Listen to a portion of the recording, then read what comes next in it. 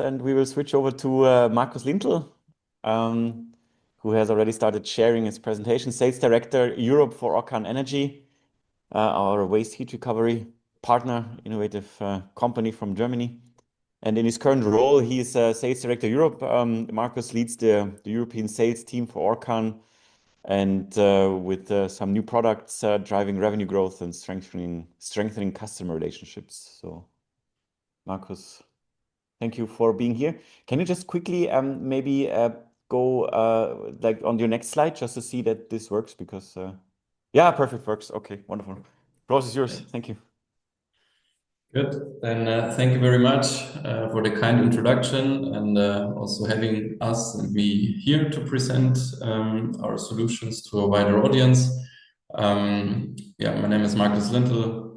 As you already mentioned, doing mainly sales. My background, however, is engineer, mechanical engineer, but since 10 years I'm in the company and doing only, I would say, commercial related topics. However, you can imagine, as you know, these type of projects are quite technical, even in the sales process. Thank you, really. We think for organizing this event. We have a good relationship and partnership where we also work actively in several real industrial projects together. So very happy to present that here. Maybe to start, what you see here on the slide is already that we turn waste heat into value. So we produce a usable energy source for you, electricity, out of existing waste heat. Why is this relevant? Yeah, well, here's some big numbers. Yeah, 750 million tons of CO2 can be saved. Huge number. Let's try to make it a bit more touchable and real. So if we just use the waste heat from cement plants, we could provide electricity for 40 million European citizens. So it's relevant, it's big. And cement is by far not the biggest, I would say, waste heat industry. So there's refineries, they have a factor of 5, 6, 7 times the waste heat that is available in the cement industry. But to get it into perspective, so we are talking here really about a massive untapped energy source, which we are not addressing yet in the full scale than we could do, for example, with our solutions. On the right-hand side, you see already one of our products, a 200 kilowatt machine in a 40-feet container. We'll talk a bit about the technology and technology advancements also later on. However, below, I would say the three main decision parameters why customers are basically going to do waste heat recovery. And I would even highlight the very first one because it's way more important still, and which I think is normal and normal business. And then the other two, it's saving costs. We avoid CO2 emissions, and we still have a payback. So you have savings, so you save costs. And I would say as a second saving, we also save CO2 and increase the process efficiency, which is important for some ISO certifications, for example. But the primary thing about energy efficiency and waste heat recovery is that there is a business case, and that's very important to sell machines and the end save then CO2. But that was always our mission from the beginning on, to not just save some CO2, but also provide an attractive business case for the customer.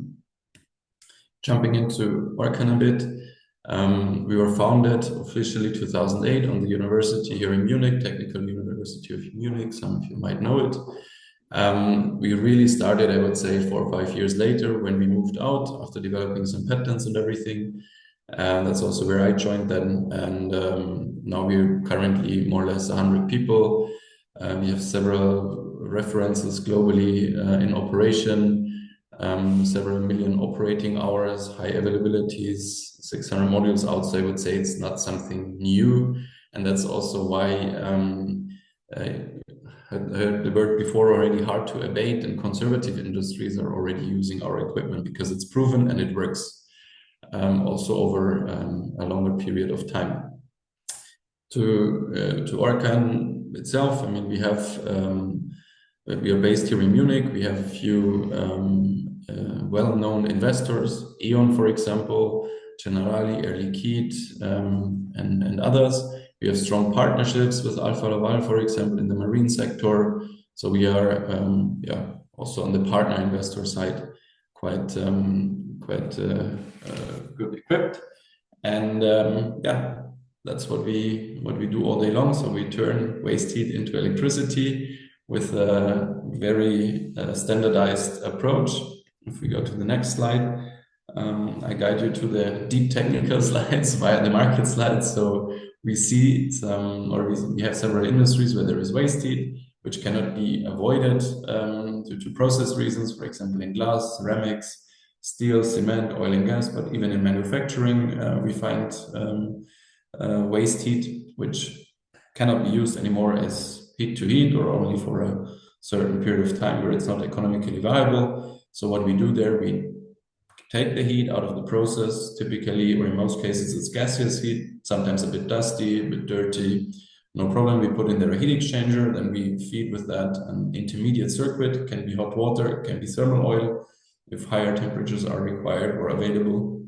This intermediate loop basically transports then the heat from the primary waste heat source to our efficiency packs. You can see here already below that there is 1, 2, 3, 4, 5 machines. We have a few products, but we don't customize the product for every little application. So if there is more heat, we just put there 2 or 3 or 4 modules, or even change it in the future. If there is less heat available or even more heat available, we maintain flexible, but we deal with it with a standardized and a product approach, which is something that is what we made different than oversee until now. And so far it works out quite nice, I would say. Looking on the technical background, deep thermodynamic slide here. The core technology we started off and which we are producing or is inside all of our machines is the organic Rankine cycle, so ORC, a steam cycle, basically. So you have an evaporator, a turbine, expansion machine, generator, a cooling tower, and a pump which pressurizes the condensed fluid and brings it to the evaporator where it's evaporated again. Compared to, I would say, conventional steam cycles on water basis, we use an organic medium, natural refrigerant, for example, where we can simply use lower temperatures to already produce steam. So if in this cup would be now our refrigerant for the EP200, it would already boil 20-25 degrees. We're already producing steam. That means we can use lower temperature heat sources in the industry or other applications, marine, for example, and take this heat in, evaporate our medium, expand it on a turbine, produce their electricity, condense it in the integrated condensers and coolers against ambient air, and pressurize it again. We produced, or we have several products which we produce, by the way, here in Europe, in Germany. All the components, or most of the components, come also from Europe. Of course, not all of them from Germany, not from Eastern Europe, Italy, for example. And all of them are built out of standard industrial components. So we have been very lazy German engineers, basically, and we used only components which were, or we still use already components which are already available. And with that, we built a power plant, an ORC. You could also say that we didn't have money, so we needed to use standard components. And it turned out as a USP. So we were able to secure also with several patents and to realize basically a running and very reliable running ORC cycle based on standard components. What does standard components mean? They are produced from large suppliers, large companies like Grundfos, the pump, for example, or Kelvion heat exchangers, power electronics from Siemens, and then and we used them from, or we took them from other processes and turned them in the ORC within their similar specification into operation. Yeah, you could say, great that you did do that. Why is this important for me as a customer? Yeah, well, because the price gets down. We buy components which are already produced several hundreds or even 1,000 times a year. So we jump on that. Also, spare part availability. If something happens in year 15, 12, whatever, these are well-known suppliers which are available all over the world. So to maintain the availability very high by having no shortage in spare part availability. We have different power ranges which we offer: 100 kilowatt, 200 kilowatt, and now lately a machine which produces even more than 1 megawatt electric net output. And here I would go to the next slide, where I show you one picture. That's also what we brought it into the market already a bit earlier. We already sold it, of course, we already produced it, but publicly and available it's just since a few months. We published it. It's the so-called EP1000. It makes in different design points up to 1.6, 1.7 megawatt. And what you can see here is that we don't use hot water as an input. We use thermal oil. That's simply because of the temperatures. So we have here inlet temperatures higher than 200 degrees C. And then it simply doesn't make sense to use pressurized hot water. We use thermal oil directly. Going to our ORC containers, there are turbine and all the key components which I just mentioned inside. There we produce electricity, and the electricity is then fed into the local grid, so the on-grid of the customer typically. Then you see here also in a modular way the big condensers or the big fans here. That's basically the condensation of the ORC, so the cooling tower. There are some design flexibilities, for example, to fit in the space on site. We can change here a bit, put some containers under the condensers, for example, but that's an exemplary layout, which should show you also that it's still everything is containerized, flexible. So you can also, when you operate, for example, several plants, you can move one machine to another one, to another plant if the heat is not available here anymore, but you have another plant where you have heat. So this is still everything possible. All the machine is completely produced and tested in our factory in Kiel. So there is of course, there's some interconnection between the containers and the condenser necessary on site, but the rest is done in the factory. We don't do that to get more expensive. Of course, we just do that because it's cheaper to do things in your factory. And since we standardized and normed the power size, we can do that also in our factory, then delivery on site, which is also then, of course, a higher quality and availability aspect. Coming to some projects, no worries. In a few slides, I also show real pictures of references. For example, in cement, there are, not everybody is from cement here, but a few are or have seen already a cement factory.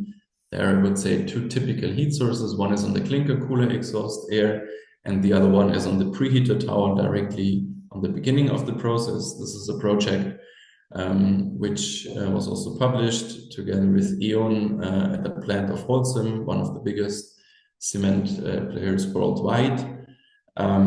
It's in Germany. Here we have the heat from the preheater, where we implemented an hex heat exchanger. Sorry for the abbreviations. There we make thermal oil, that's the red, hot thermal oil, that's the red loop. From the thermal oil, there is going out the district heating interface for a few megawatt to use during winter times, autumn and spring for a district heating grid.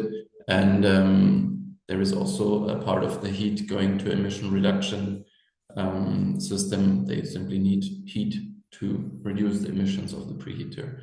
So that's something, and then there we are. So there are 3 heat users on 1 heat source.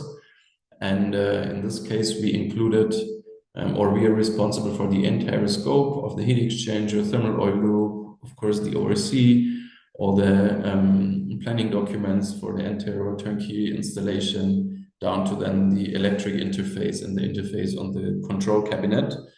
Those machines which we provide here, they are completely autonomously operating. So once we have heat, they turn on. If we have the freedom to that we can operate from your control center, if there is no heat, we turn down or shut down automatically. If there is some changes in the heat, we just follow the heat.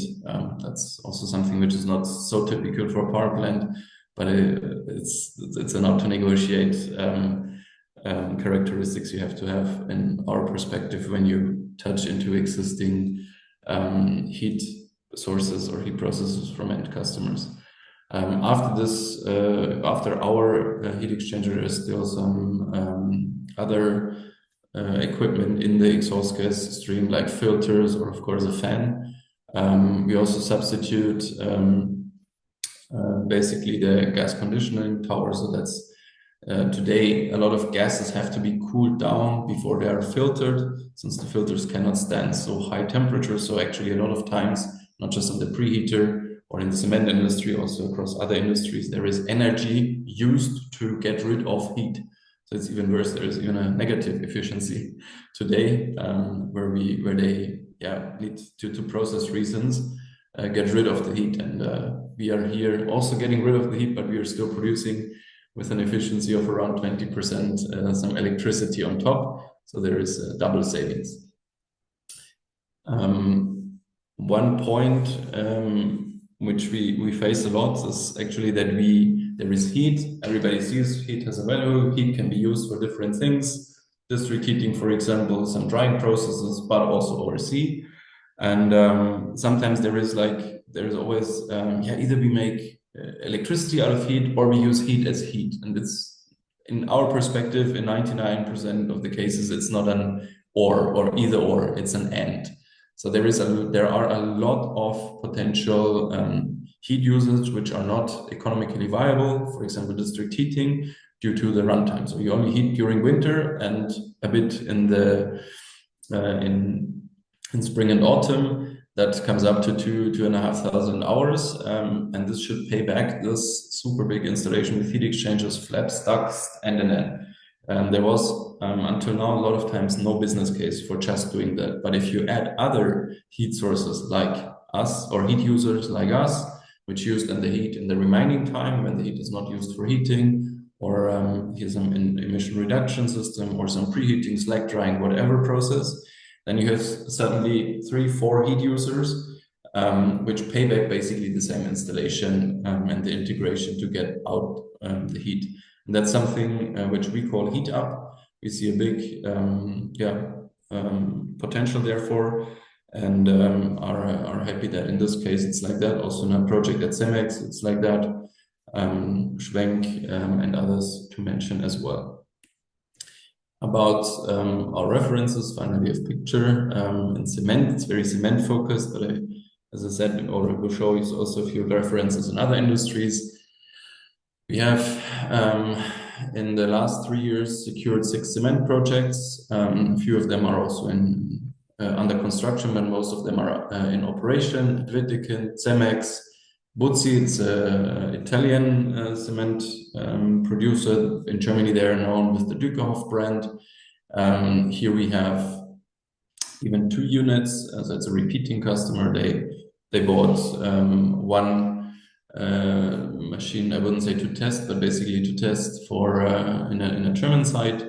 And now we are currently producing or installing. The construction just started a larger project with 5 modules in Italy. Schwenk was just commissioned. It's a bigger German cement player as well. Holcim I just mentioned. Titan is a European-wide 10,000 employee company where we are also having a partnership with them.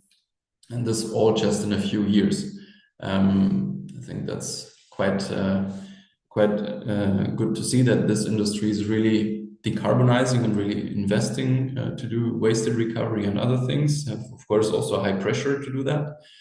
Going in a bit to the details and a slide with even more pictures. Show a bit the standardized and simple installation approach which we have. So we really deliver everything in containers. They're trucked and shipped to site on the left-hand side with our, of course, reusable covering, which we use, which is then shipped back to our production and recovered in the next container which is shipped. It can be positioned within a few minutes, 1 hour maximum. And then the connection of the piping starts on site. Everything can be prepared before. In the middle, you see the heat exchanger. They're huge. We are coupling out 10 megawatt, 15 megawatt, 20 megawatt of thermal heat or thermal energy. And that's then turned in this case into hot and warm water. Therefore, you have big boilers. Here we work with well-known suppliers across Europe. Sometimes they have then their production plants somewhere in even here in Germany, but a lot of them in Eastern Europe and even in Asia we get the heat exchangers from. So that's quite normal on such large components. We can be very quick since we have these standard modules. We don't have to design the entire ORC every time new. No. We have, I think Dukov was the quickest one with 6 months in the cement industry, but normally it's like 1 year, really from signature until first electricity produced. Already the heat exchanger has a delivery time of 9 months. So that's quite quick for such large projects. Also here at Cemex, for example, we put 6 modules in a plant which is close to Berlin. The future-proof aspect is very important here. So it could be that there is more heat available, then we add another module. There's also discussions that they take away a bit of heat from us for district heating. Then it's still no problem. In worst case, or not worst case, but in one case, we could take away one module. So this flexibility makes it future-proof as well. So even they decided a few years ago on the few years ago heat data to make the system, they still can use the complete installation, even though the heat situation changes because other heat users join or the available heat changes because of alternative fuel rate changes or other topics. And that makes it decisible for management.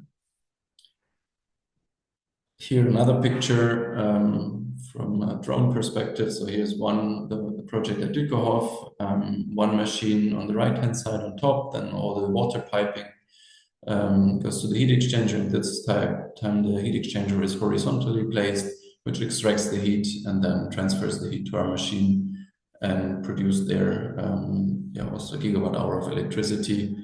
But compared to, of course, a larger installation, then the numbers are a bit smaller, but also this is possible and economically viable. Now, a lot about cement. One of our oldest industry references actually is not cement. It's at Glencore in the northern part of Germany, Nordrhein-Westfalen. Here we use excess steam and produce of the steam, which was until now condensated with an air cooler, some extra electricity coming up to 5-6 gigawatt hours of electricity savings. So here we talk easily then about 500K, 700, 800K savings per year on electricity cost, depending a bit, of course, on your electricity price. We have, I think that's maybe interesting also for steel industry, the other industries where we have installations where we basically replace a cooler. So we are an electricity producing cooler at the end. So in this case, there was warm water or cold water from a cooling tower, and they condensed there the process vapor from a crystallization process with 20-30 degree warm water. And we said, okay, the energy or the heat source has more than 100 degrees. Let's condense it with 90 degree cold water. That's what we did then. We changed a bit the cooling water loop, and with 90 degrees, we were able to produce electricity. The moment we turned on our machines, the existing cooling tower was turned off, and I remember the process engineer just said, wow, that's great. Until now, we wasted, or we had to invest 100 kilowatts, and now in this operation point, we produce 200 kilowatts with the same energy. So the gap, or the saving, is actually 300 kilowatt, and that's something which is very nice for such cooling applications. So we save cooler efforts and also maintenance of such cooling towers, or investment in a new one, and yeah, bring some value out of the waste heat, and by this produce electricity which reduces their energy bill at the end. Yeah, what are success factors for waste recovery projects? Since we have done several of them already, we could show you 10 slides about that. But I think for the most important ones, we try to highlight out here. For the end customers, it's very important that there is a one-stop shop, I would say. So somebody, like for example us, we start really from the first. Do you have heat? How much heat do you have, and how much can you save with that calculation? Down to all the funding, or through all the funding schemes and installation services for all equipment, not just the ORC, but also the heat exchangers, steelworks, and to including all the financing options. We provide basically everything if the customer wants. Some customers also don't want that. Cement industry, we see a strong need that there is one-stop shop, I would say. We learn, of course, a lot with those installations. We standardize also a lot in the installation itself. So outside of the ORC, we have pre-mounted piping skids. They are all insulated before. We have standardized technical buildings with the pump stations, and which at the end makes it also cheaper, but also more robust, and the quality level is higher, of course, if you do one thing a lot of times. And on the last point, commercially attractive, I mentioned it already a bit. We produce something which has a value and which is easy to count, electricity.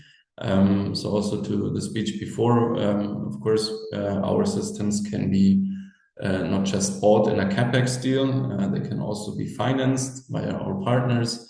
But then you basically have no capex investment as a customer. So we use the heat and produce some electricity, and you pay either a contracting rate, PPA rate, however you design it, and it's also a bit depending on the country which models are best suitable.